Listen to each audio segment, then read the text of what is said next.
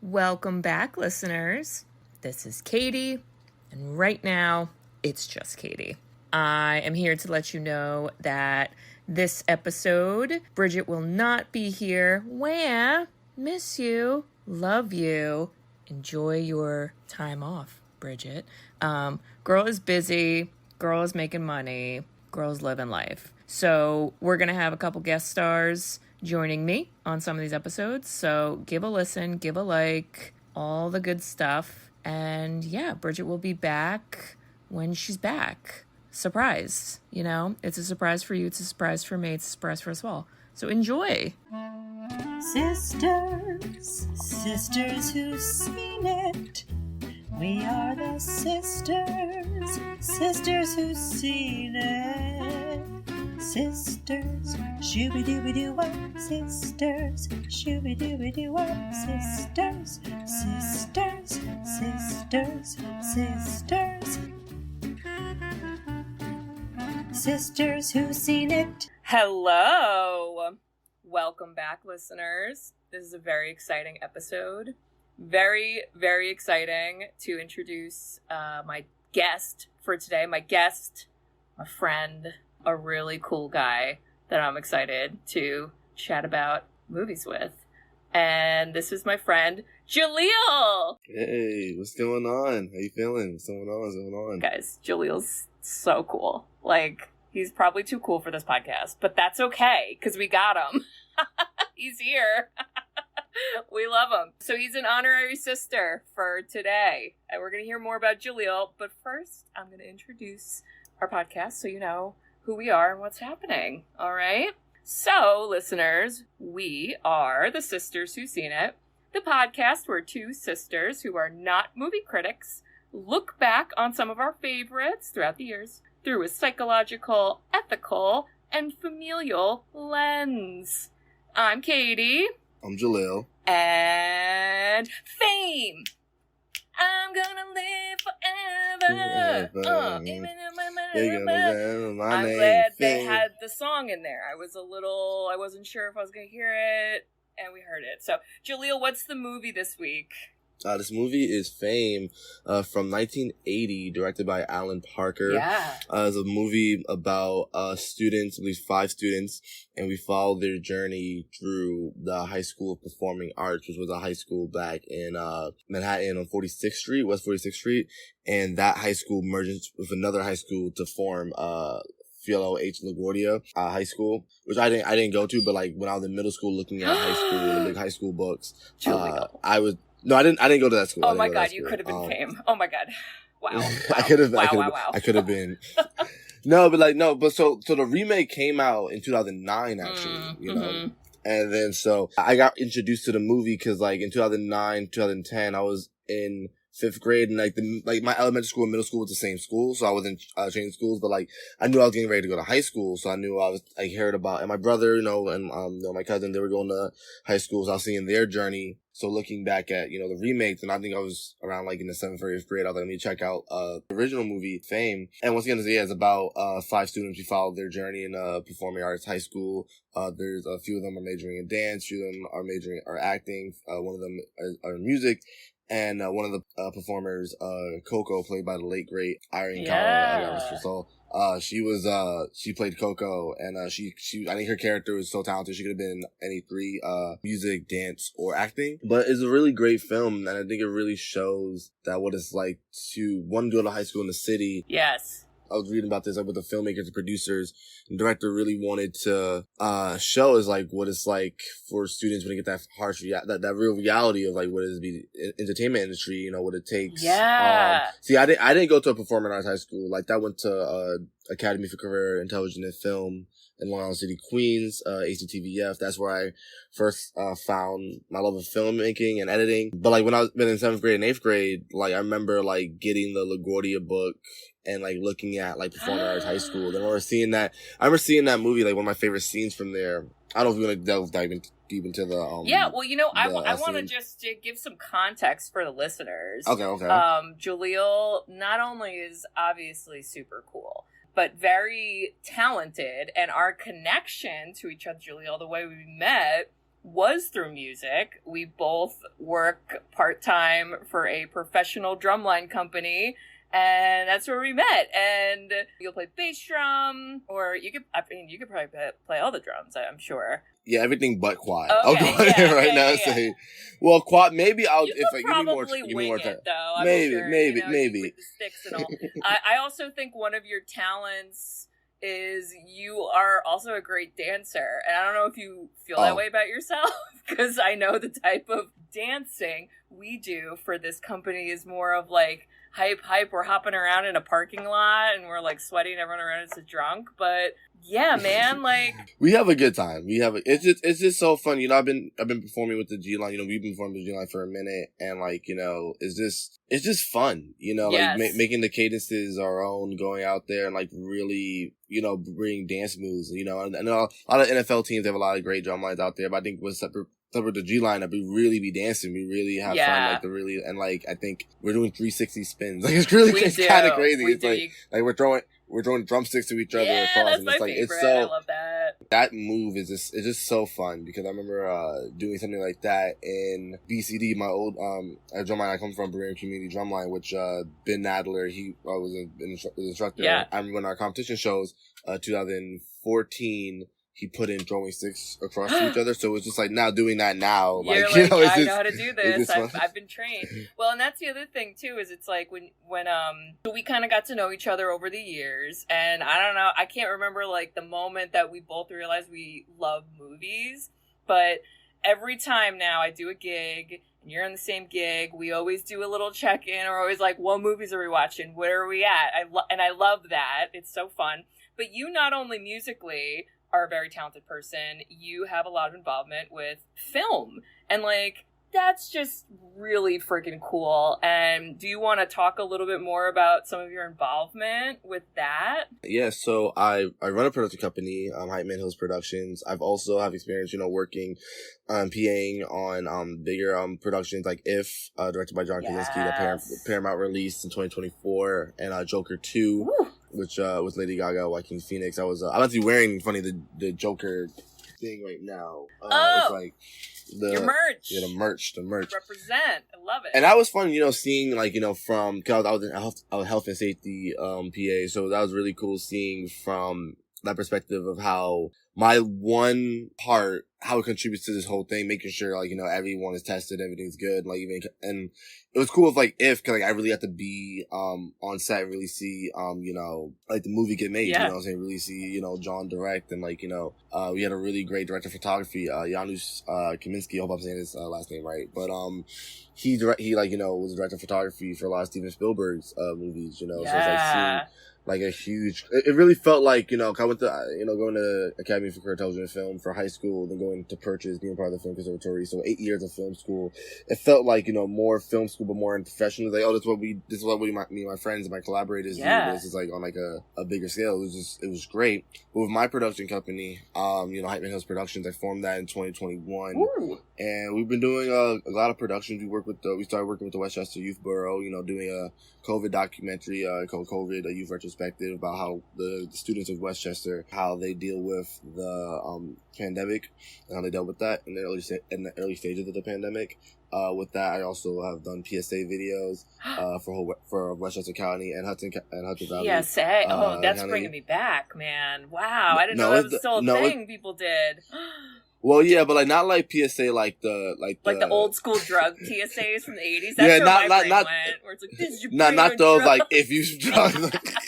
No, not producing. No, it's more like PSAs of like what youth bureaus are. Oh, okay. Like what programs they offer. Okay. You know, so there's like there's a newspaper program, and there's it was kind of cool because me and my producing partner Eve Alphonse, like we got to travel all over Westchester and Hudson Valley, and we didn't know what it was until we got there. I mean, like we knew like what was the program, and like we had a little background of it, but one of my a lot of my favorites was like a driver's ed one. There was one we did in Yonkers, and I got to do workshops film workshop with Yonkers as recent as I think even last week, wrapping up a film workshop. But one PSA video I think we did for, I think it was for Orange County, and we pulled up and it was like a horse ranch, and they did the quadrille, the quadrille. So it was really fun, being like, like really like we filmed. It was really crazy. Not like imagining filming horses one day. And then that was a really fun project. And then, but besides for working out with Westchester County, my production company, we produced the debut comedy special for Johnny Garfield, introducing Johnny Garfield, which is now playing on Amazon Prime, Sling TV, Fido TV for free. It's on other platforms as well, but it's on Amazon Prime Video, which was really dope. We got to work with Comedy Dynamics. They're a great comedy distributor that works with like independent and big, with like comedians just starting out, and also comedians on like big levels. They've done a lot of big stuff. We watched like a lot of like recent stand-up comedy specials, especially on like Hulu. You'll probably see like, okay, so Jahleel's like living fame. Like you're like, I mean, you're like well out of high school, of course, but you are emulating. You're living it. You're actually probably going beyond how some of these characters in the movie ended up going. But, I think it's so interesting, too, because you live, as you mentioned, you live in the city. Brooklyn. You live in Brooklyn. You live in the city. And I remember when you and I were talking about, like, I was like, come on the podcast, it'd be so cool, blah, blah, blah. And my first thought was like, let's do the movie Drumline. And you were like, no. You definitely said it in a much nicer way. But I was like, oh, man, like, whatever. But you were the one who were like, let's do Fame. And I remember thinking at the time, like, Fame, like, that's so random. Like, how random is this movie from the 80s? Like, everyone's familiar with it. But I'll be honest, I don't even think I had fully seen it until this watch. Okay. And the more I thought about it, the more I was like, wait, that makes total sense for Jahleel. It's a movie about, like, in the city and, like, pursuing art and, like, following your dreams. And just, like, it just made so much sense. But I love, just as you mentioned before, like, hearing some of your backstory with, like, there obviously was a remake of this movie. I don't believe the remake got as much positive reviews than the original. I think the remake was rated pretty lower than the 80s one, and I tried my best not to, like, honestly give myself spoilers before I watched it. I knew it was about a high school, like a performing arts high school. That was kind of all I had going into it. I would say the remake had really nice casting. Okay. I think, I thought about too, I was like, I bet the remake has, I don't want to say more talent, because I actually think the people in this movie were, like, insanely talented, but I would think it's probably, like, a different style of performing that you've 100%. Saw. I felt like like, really good casting. I believe the casting director for this, I didn't read it today on IMDb, like, on 1980 film, she casted a lot of big Broadway shows that Steven Sondheim, a lot of his shows. Makes sense. And for 1980, so, like, the talent, I feel like in 1980 was really raw. It was really amazing. But I think the casting in the remake was more trying to get, like, the Disney Camp Rock generation. Because, like, Anna Sophia Robbs, she's in it. Oh, really? And also in Camp Rock. Daniel Panabaker, she's in it. Notori not in.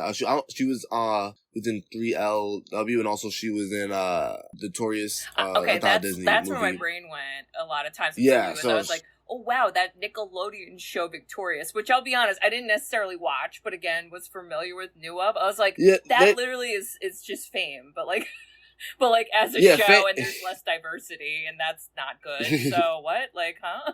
Well, it's funny watching. I remember like watching this. I watched it last night, a little bit of this morning. I remember I haven't watched this film since, I want to say, like, in its entirety, I want to say since, like, 7th, 8th grade. So it's interesting, so it's interesting watching it, like, before, like, going to, like, cause my middle school, I went to, Episcopalian school, St. Mark's Day School. Yeah. So it's like, so like, before going to high school, hearing, like, looking at this world, being like, okay, this is really dope. Like, people jamming out at the lunch, session. That was really that cool. Was a time.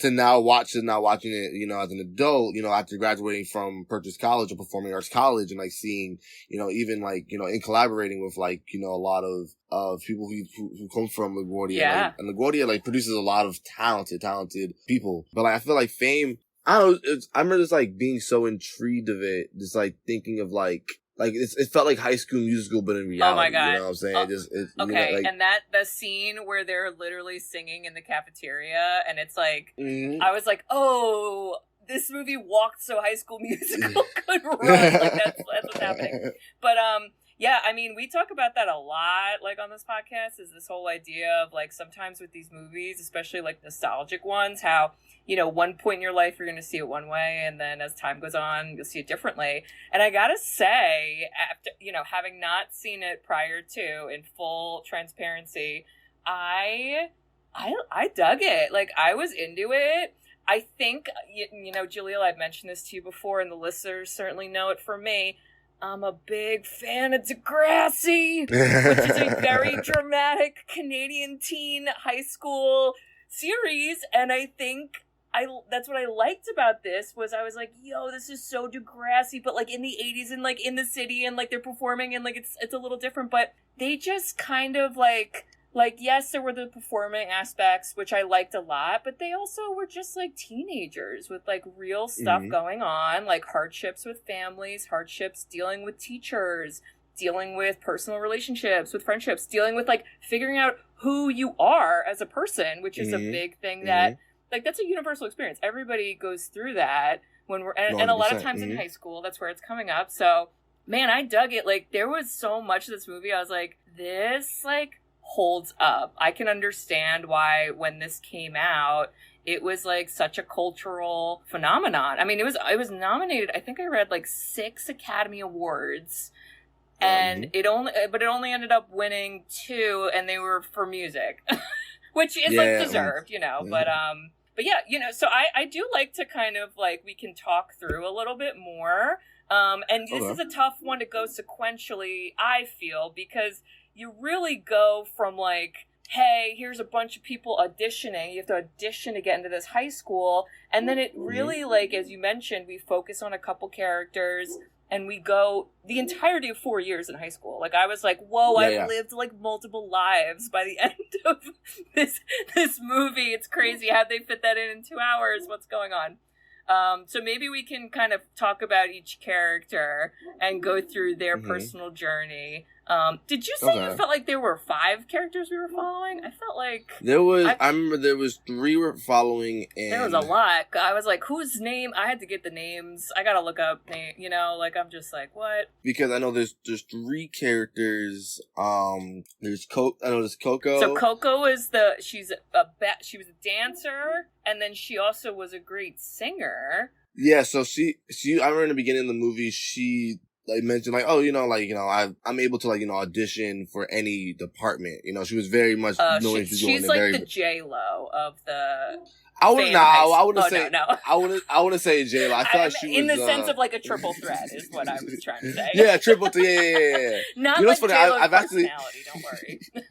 You know what's funny? I was actually on. I don't know if you saw that recent J-Lo movie, Marry Me. No. I was actually on that set for one day. Oh boy. Yeah, it was good. No, J-Lo. I seen like one scene, her and like Owen Wilson. It was fun. I learned a lot. It was nice. It was nice seeing. Did J-Lo make you get her Dunkin' Donuts coffee, or did she make? No, I wasn't a PA.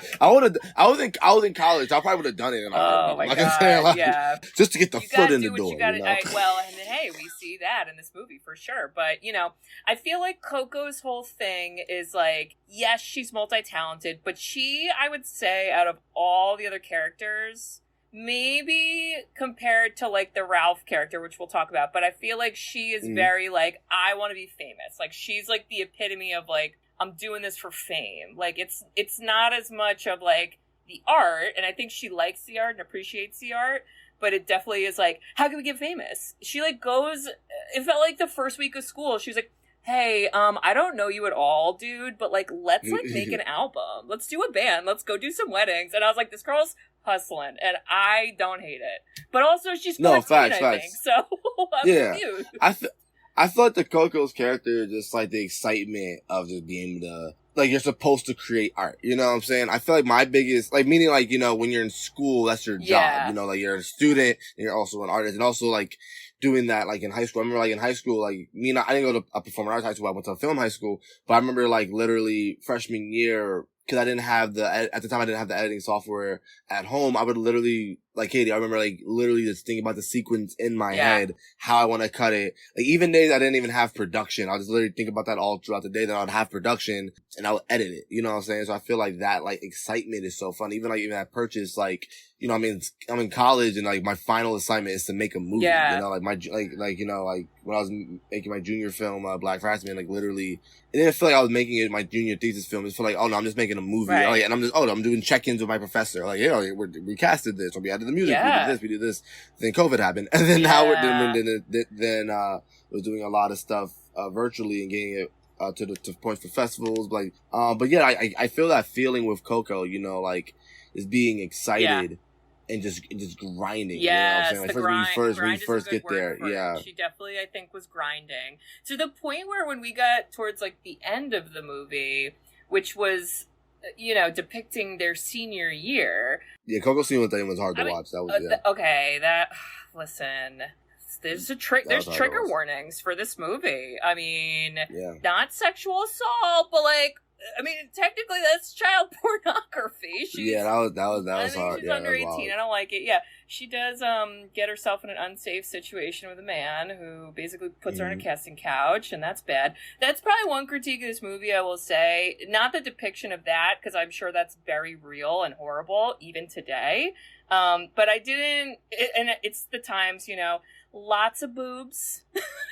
Lots of high school girl boobs, you know, and they're in high school, so you know, I'm glad. I'm glad, you know, nowadays we've kind of moved past showing what's supposed to be a high schooler naked. So thank you for that. But Coco, you know, she's very talented, and I think one thing I also loved about this movie, which you had mentioned earlier, is like, you hear the title of this movie and you would assume, right, that like, hey, these kids are all talented, and they're all getting a high-level education in performing arts, and they're gonna make it! And it's gonna be like that! And, like, that's not really the point. The point of the movie is to show that, like, there's actually a lot of rejection in these fields of performing arts, or even on the, you know, the road to become famous. It's not super straight. It's not super easy. It can be very hard and scary, and I think that was one of the things I loved about it, is like when it ends,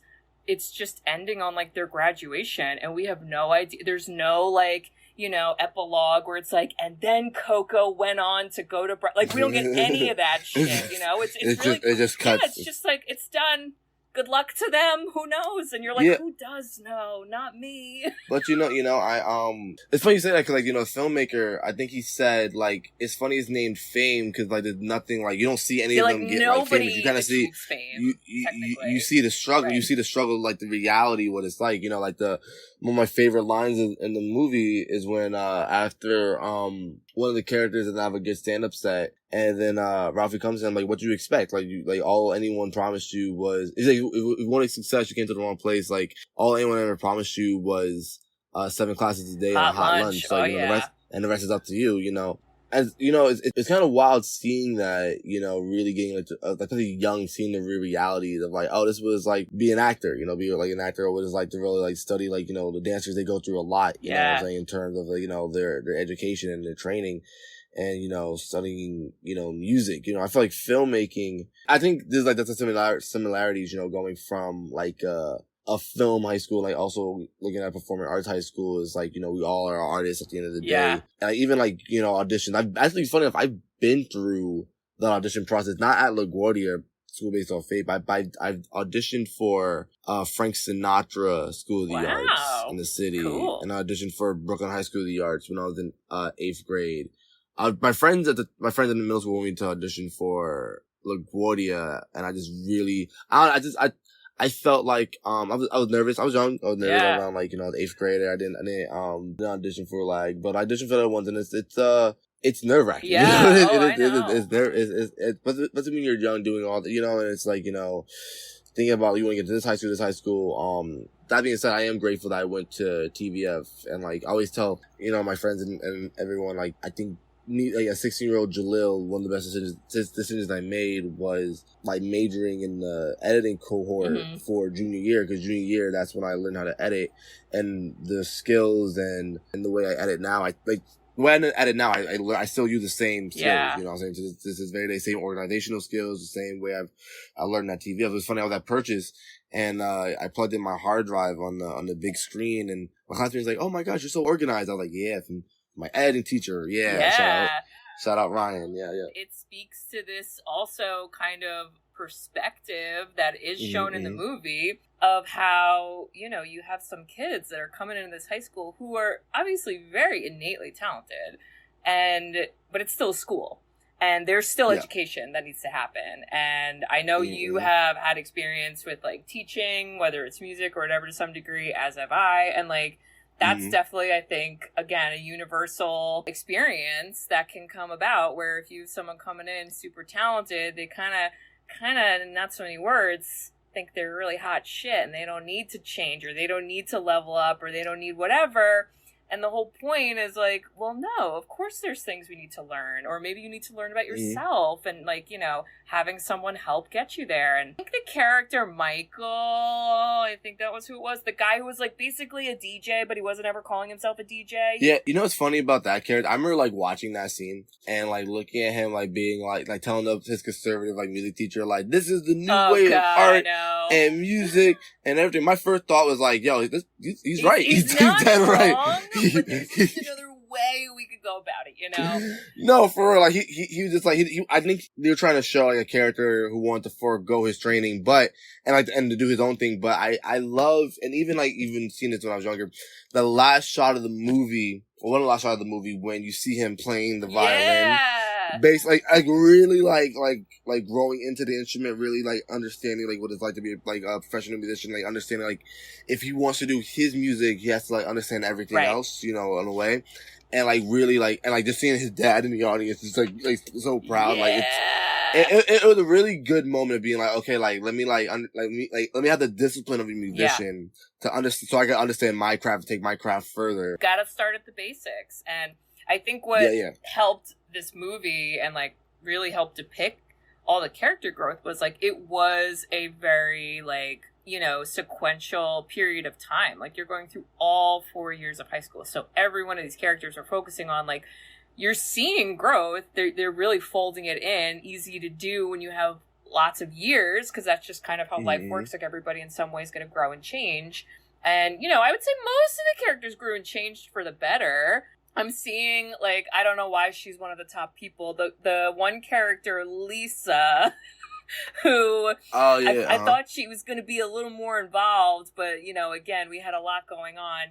Her whole thing was she was a ballet dancer, had basically been a dancer her whole life, and she was a little apathetic. Like, the psychologist in me was like, is there some depression? Is there a guidance counselor in this high school? Is anyone gonna step? You know, I'm always an advocate for we need a guidance counselor, and none of these high schools ever have them. So, but her story was like, her ballet teacher was like, girl, let's go. You're like, you're not trying. And she kind of was like, she's so mean to me. And then the ballet teacher was like, you're out of the dance program, girl. Yeah. Like, go somewhere else. And then she like almost, has like a really scary moment with a subway train. Yeah, it was very, you want to talk about editing. Nervous, I was like, his editor got me because I got nervous. She died, but she didn't, and she kind of disappears from the movie a little bit in that way. So, besides her, I really feel like she comes back in the end of the movie. Does she sing at the end? She sings the first line of "I Sing the Body Electric," which is one of my favorite songs from the film. By the way, I love it so much. Yeah, but like other than that, like everybody was really kind of having an arc. So. Let's talk about Leroy, because what a guy.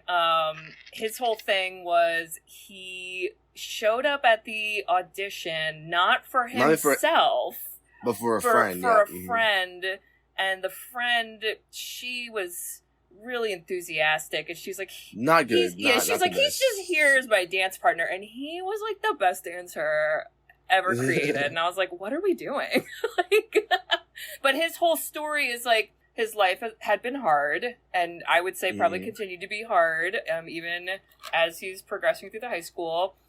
He wasn't ever taught to read. Education, I'm upset. And that's like a big point in the movie, because he basically has a lot of contention with the English teacher. And her whole thing is like, you still gotta like learn how to like read and write and do all the other school stuff. It's not just dance. And then he's like, screw this. Like, I just want to dance. And I think he's like a little unserious in general in life in the beginning. And he's like, haha, whatever, high school, who cares? But then he definitely, I think it's like, buys into it a lot more. Yeah, I think he definitely comes around at the end. Yeah. To, like, you know, he understands. I think he realizes the gravity. Because at first, like, I don't think the character even wanted to go to high school at first. He gets into performing arts high school. And then, you know, he gets upset. Like, you know, like when like he's in class and like the teacher forces him how to read, and he really goes on kind of public humiliation in teaching never goes over well. People, please stop. Don't do that. Yeah. And like it was just and like with his character, you know, coming around at the end, you know, how he was just like, I just got into Alvin Ailey, and like, you know, like Alvin Ailey wants him to join his dance company, and like he really needs to pass and like this class, and like he goes to visit the teacher at a hospital, and the teacher's mourning her own. Yeah. You know, so I think and it really showed that like he's going through a lot of stuff, but she also is going through a lot of stuff. So that moment where they like kind of like sit down together and like, you know, he kind of comfort her a little bit. I think that was really nice tie together for his character. And also, once again, he kills it at the end during the dance performance. And like it's really like that performance at the end. I remember just seeing that and just thinking like, wow, like what like an amazing song, an amazing piece to really highlight so many different sections, you know what I'm saying, of different people that of characters we follow together. You know, like you feel proud. You know, you see them from the audition, you see them not able to graduate at their final performance. You really feel like, wow, like he learned the violin. Oh my gosh, like got the dance piece down. Wow, she doesn't have stage fright anymore. Like it's great. It's really amazing. That was probably one of the characters too, where I was like, oh, this would be a great series. Like, I want more. You know, like there's just like so much more I would want to see. Well, Fame was a series. It was a series, and I believe that character was in it. Did you ever watch the series or no? Yeah, no, I'd be curious to like, I don't know what they did with it, because I do think like movies and TV are very different, and you know, I think one downside to TV is like it often gets sanitized, you know what I mean? And I could see that being an issue with this movie, because it just did such a good job of really showcasing so many different characters and cultures,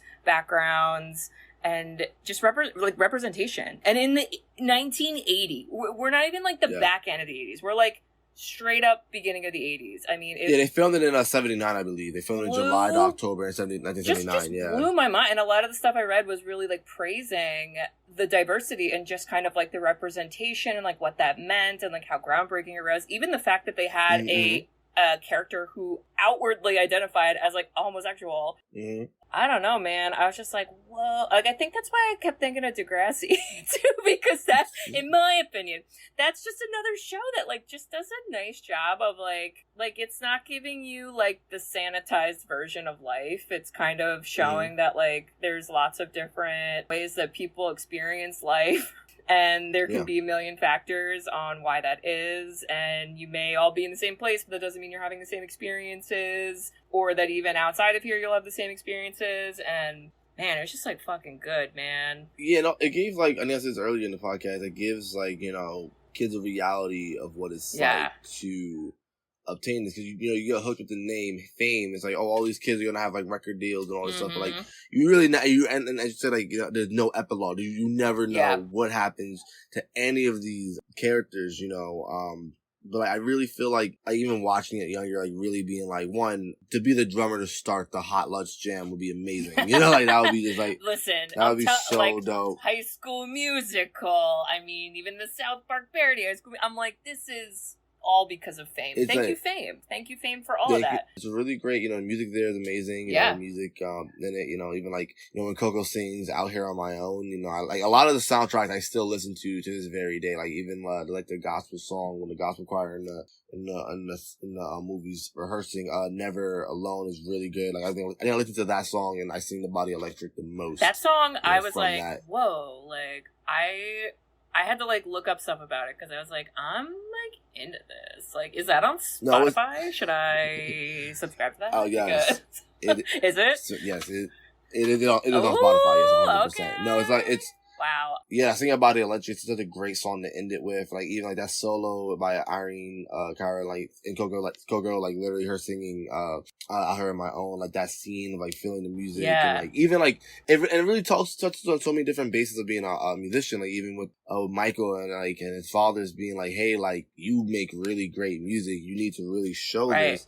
and showcase this. And Michael's like, nah, it's for me in the basement, it's whatever. And like, he pulls up to the school and blasts it. Yeah. Oh, and then we had a big old, like, let's stop traffic because we got to dance in the streets. Traffic. And I was like, woohoo!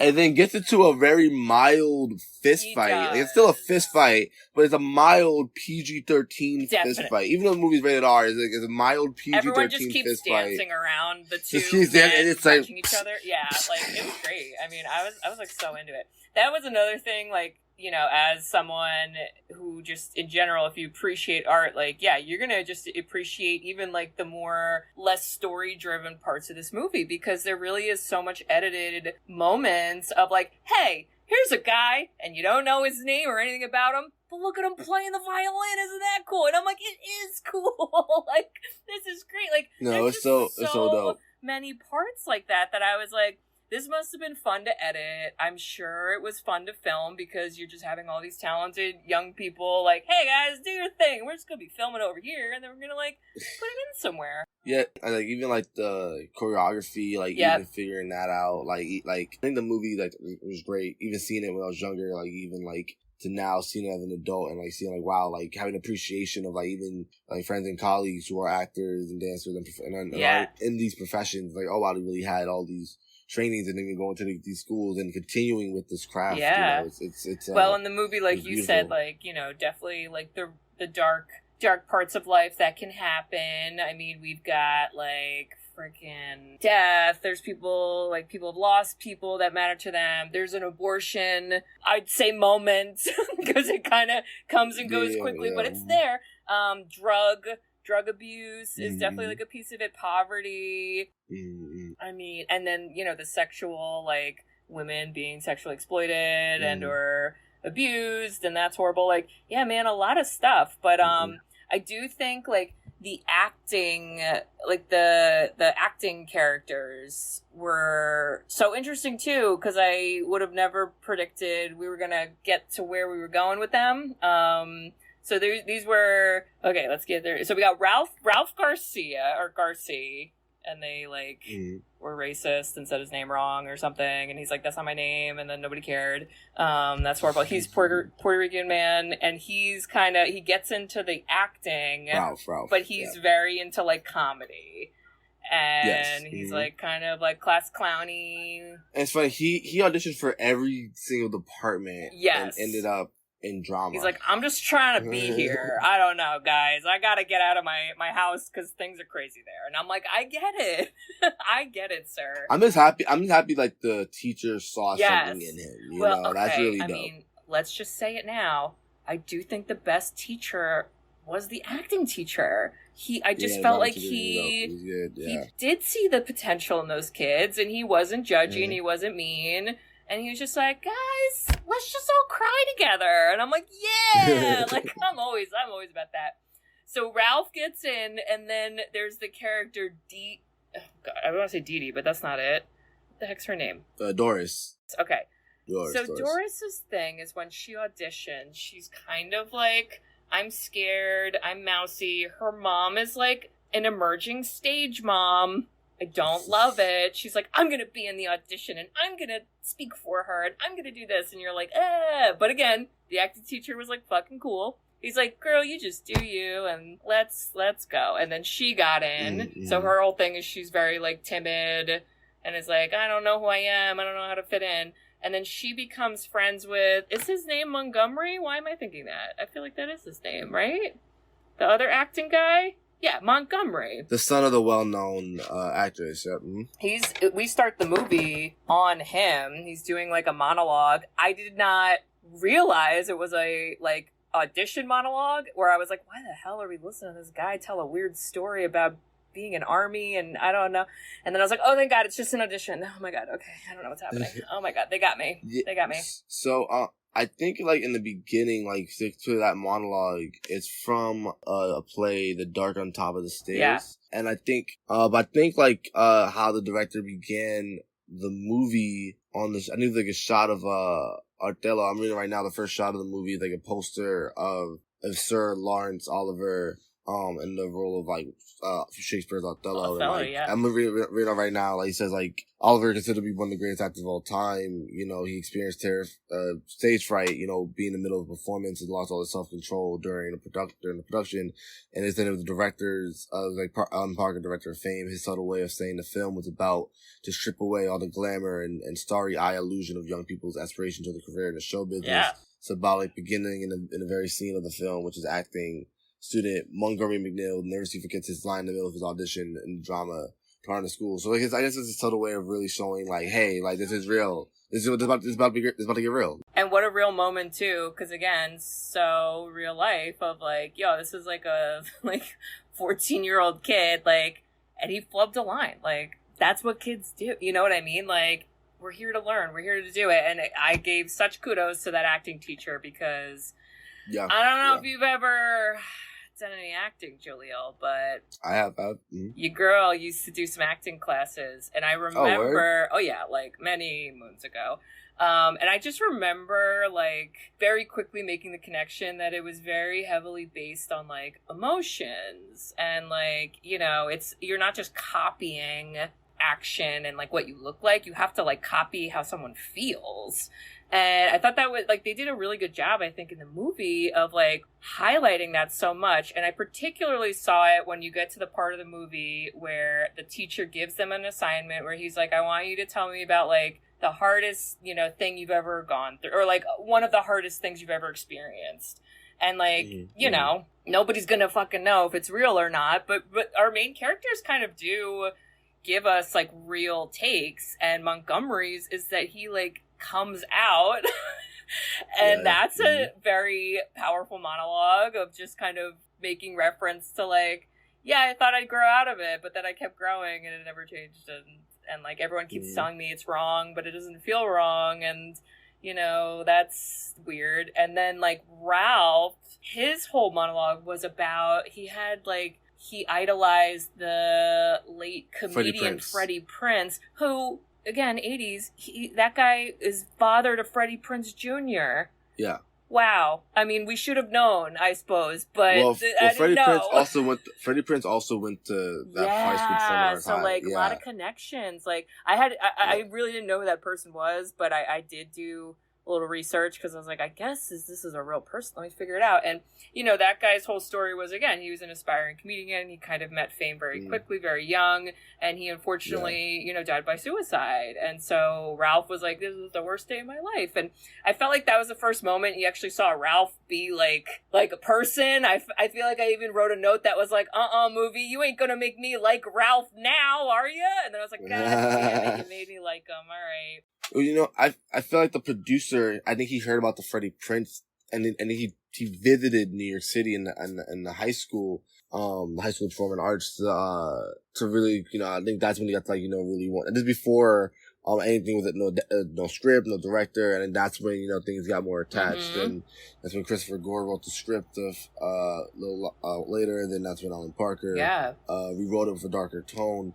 I don't know if it was their way of showing, like, because ideally, like, Freddie Prinze is like what you would want from that school. You know what I'm saying? It's like you're young, you just like blew up, you know. And like I remember reading today, like before Eddie Murphy, like getting that famous, that young and successful, that was unheard of. So him breaking that barrier and like, you know, dying in that very tragic way.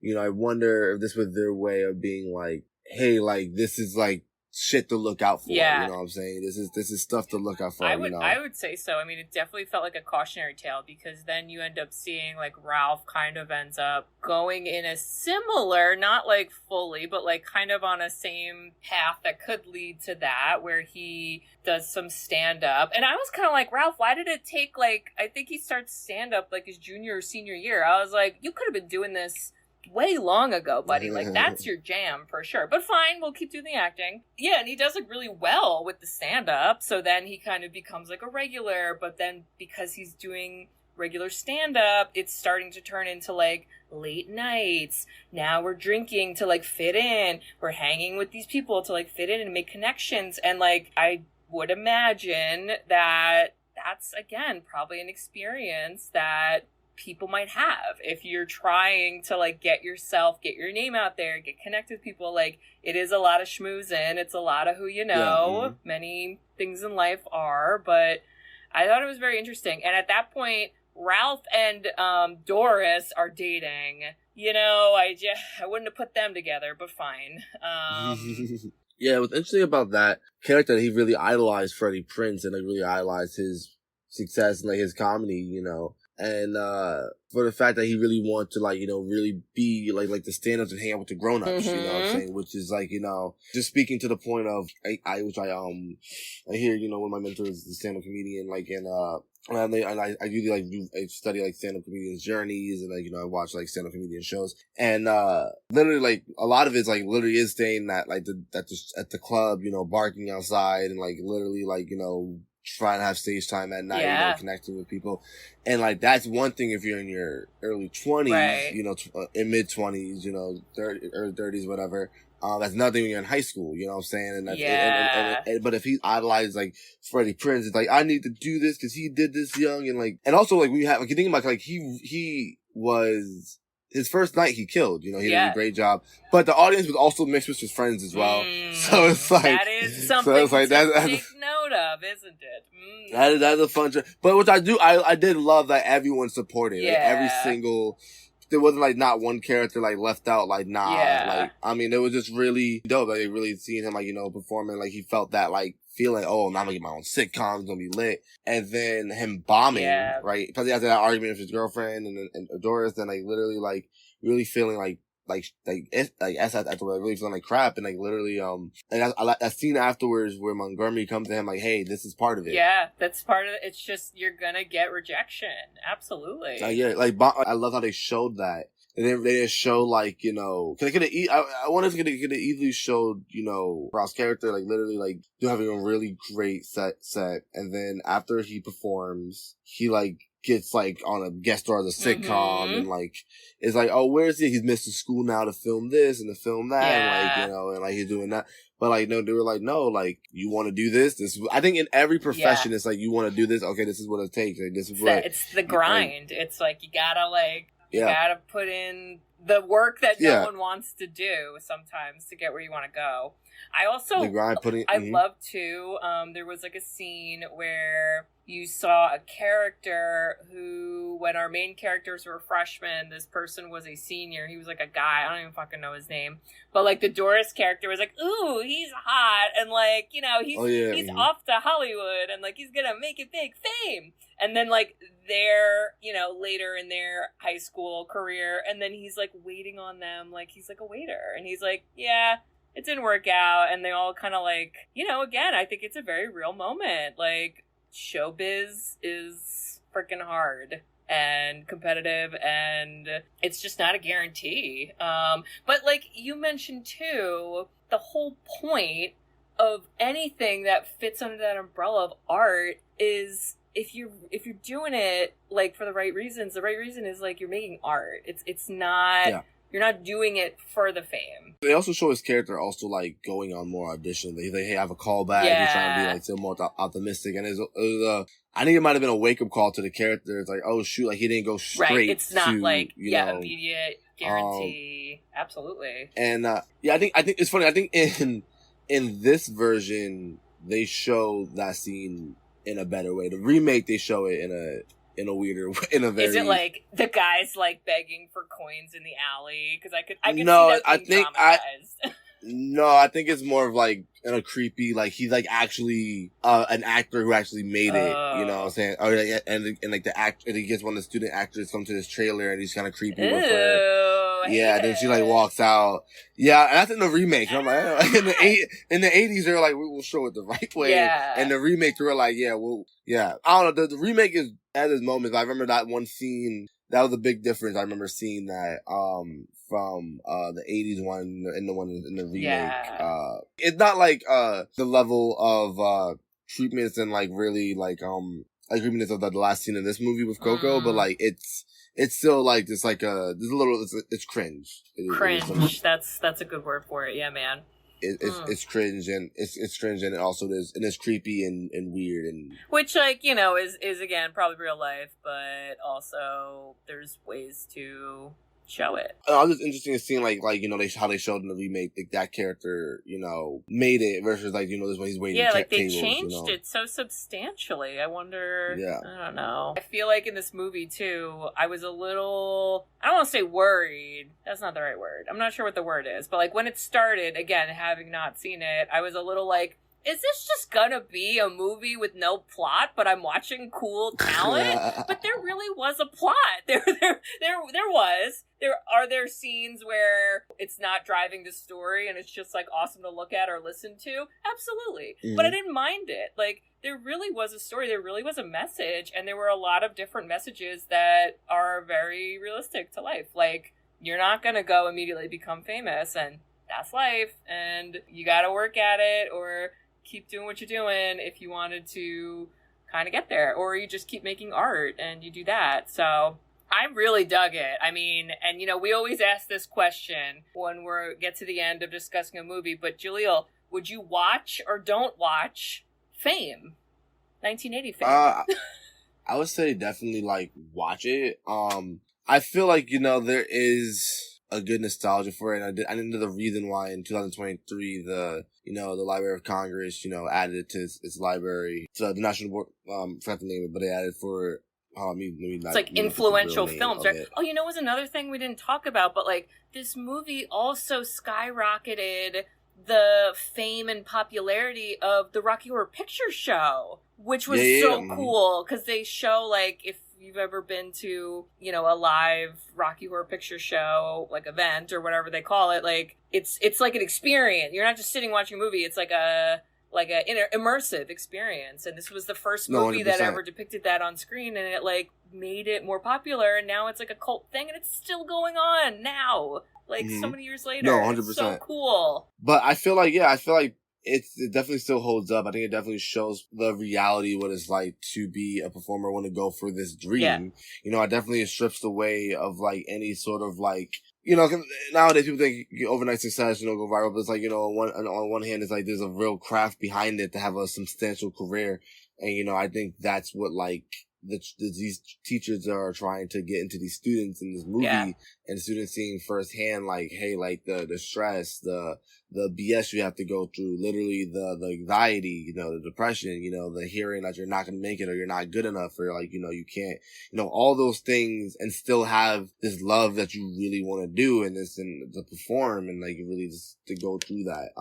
But I would watch it, especially anyone who really is interested in like, like, or it's like what it's like, the city, what it's like. Yeah. I think this is a really dope film. Definitely the parental guide. But trigger warnings. Yeah, for sure. Sure. I too would recommend people watch this at least once and know that there is a story. I promise. You're going to start with auditions and be like, oh, what's going on? I don't know if I agreed to this, but there will be a story, and it's a good story. So I can understand why it turned into a TV series. I can understand why it got a remake. I can understand why there were so many things later down the road that really like basically came from this. High School Musical, Victorious, like there's a lot. I'm sure there's like so many other things too, but like, yeah, influential is a great word for it. So wow. Well, Jahleel, we do a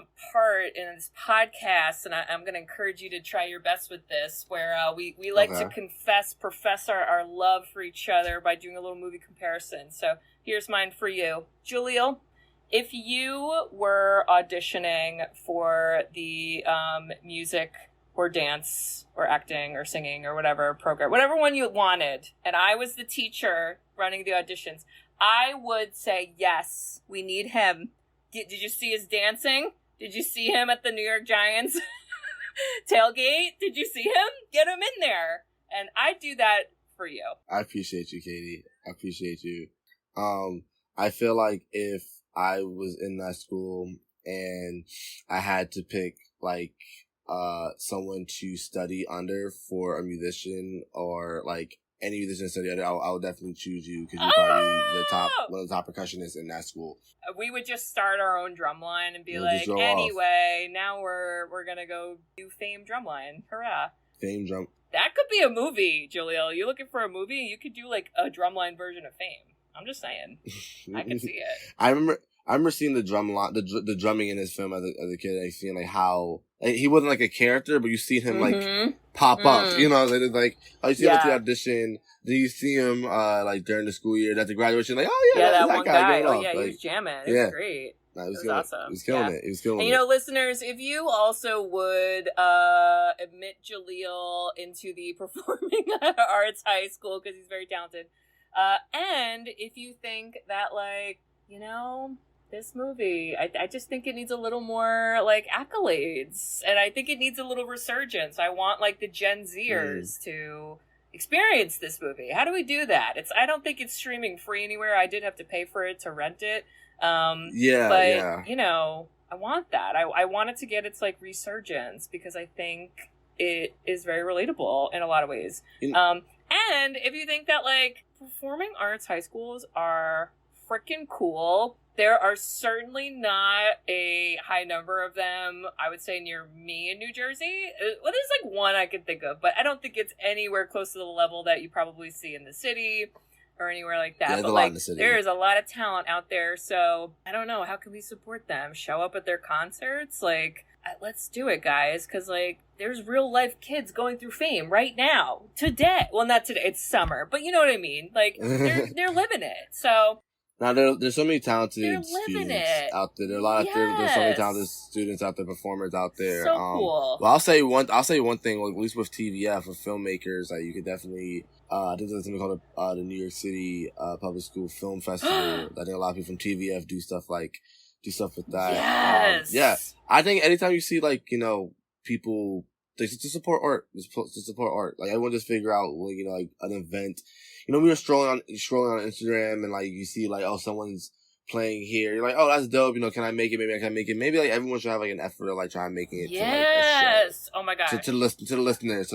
I love that. That'll be okay, dope. That's a homework assignment. You know. Everyone, report back after you've done it. You'll get a grade from me. That. Yes, but if you think all that, you should write us a review. We love reviews. We love written reviews. You can review us on Apple Podcasts along with some other podcasting apps. And we also have a website, sisterswhoseenit.com. On our website, you can request a movie. So there's a form you can fill out, and then you request, go to the list, and we look at the list every now and then, and we'll do it eventually. If you put on the remake of Fame for us to do, that might go to the back of the list. I'm not gonna lie. I don't know if I'm feeling it. But like anything else, maybe High School Musical. Like I actually would like to do that one.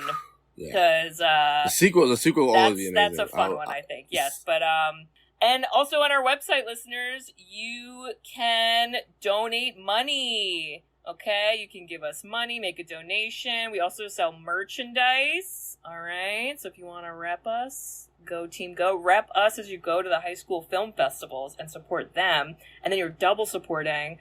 And then somehow you're also going to support Jahleel directly. I don't know how yet, but you're gonna. And, like, look at all the support we can do. So, Jahleel, I want you to hype up some projects. You wanted to just kind of highlight some things you're working on or you worked on. Can you share that with us before we wrap up? Yeah, I'm going to promote a short film and a live performance video. Yeah. I recently had the pleasure of directing and being one of the EPs on, like executive producers. It's Lake Hall, The Journey. It's a short film that has a really amazing artist, Lake Hall.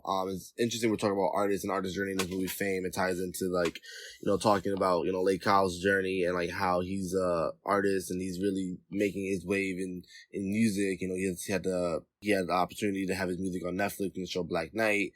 He has performed at the NAMM Festival. You know, he has performed at so many different events, and you got to, in this film, you get to see a sit down conversation with him and fellow musician Haroon Bonet, who's my cousin, and how they collaborate and how they talk and about the things they've accomplished throughout the year. And talk about Haroon being on tour with the English Beat, which is on tour right now. So shout out cool. to Yeah. Haroon, killing it. He's killing it right now on tour. But yeah, The Journey is a really great short film. It was really great to work with everyone on it. It was really great to highlight Lake and his journey. I was very excited, for Lake's story, to hear his story and him to come to me with the story for me to, bring the short film to life. So there's that. And there's also, Lake Kyle, I'm Gone. I'm Gone is the song, featured on, Black Knight, Netflix show. And it's also featured on the Sounds of Red Bull album. Ooh. I'm very excited about this. This is really fun. We got to film it in Boulevard Carol Group,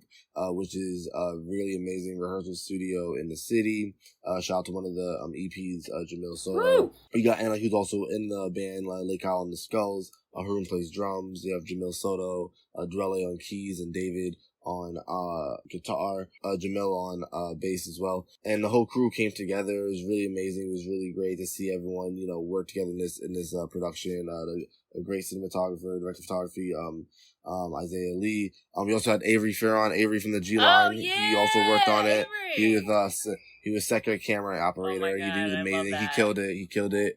My friend Khalil, who did BTS for a video. We also have Sebastian, who did BTS photos. We are set photographer, Sebastian Alexander Bass. He's amazing.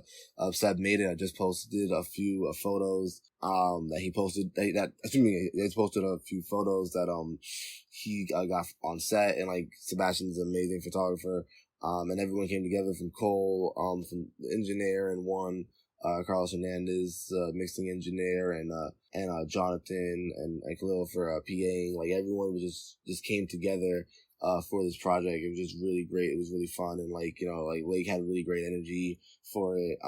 It was fun. It was so fun editing it. It was so fun, just really highlighting these musicians and what they do in their crafts. And we worked on this for a minute. It's been planning for a minute, and the live arrangements, Haroon did a phenomenal job, with, Mike Binge and Drelle, creating the arrangement, and, for the fact that I got to film this in this amazing space, Boulevard Carol, and, work with amazing artists like Lake Kyle for not only doing, a piece that he really, had in his mind, The Journey, to now, working on this live performance video. And I'm excited, and, Lake's a great artist, and I think y'all really love his music. He has really great, energy, music, and for different vibes, for everything. Very chill music too. He's really just amazing, versatile artist, and just to work with. And Haroon's amazing, versatile, phenomenal artist.